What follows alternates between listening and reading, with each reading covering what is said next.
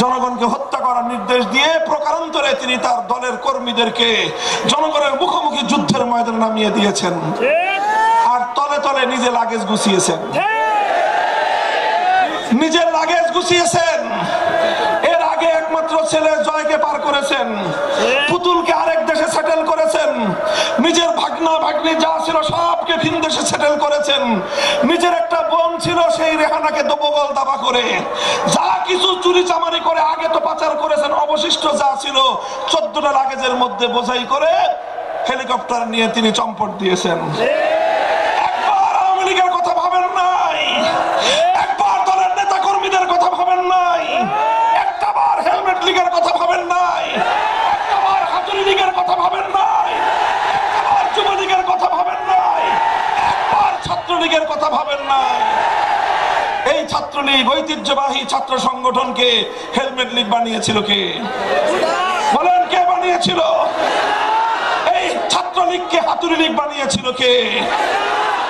এদেরকে হাতুড়ি লীগ বানিয়ে, এদেরকে হেলমেট লীগ বানিয়ে জনগণের বিরুদ্ধে যুদ্ধে এড়িয়ে দিয়ে গোটা জনগণের মুখে এদেরকে ফেলে রেখে নিজে নিজের ব্যক্তিগত আর পারিবারিক আখের গুছিয়ে চম্পট দিলেন। এমন স্বার্থপর নেতা কোনদিন একটি দল তো দূরের কথা একটি দেশকে নেতৃত্ব দেওয়ার অধিকার রাখে না।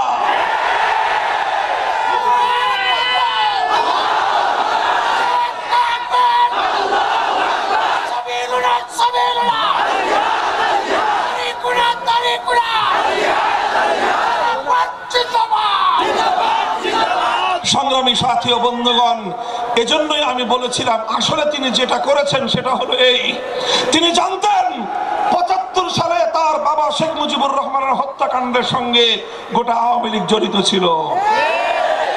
এই দল তার বাবাকে হত্যা করেছে, এই জন্য তিনি তীরে তীরে তার দলকে এমন একটা পর্যায়ে এনেছেন যেন আগামী দিনে আর কোনোদিন কেউ আওয়ামী লীগের নাম মুখে উচ্চারণ না করে।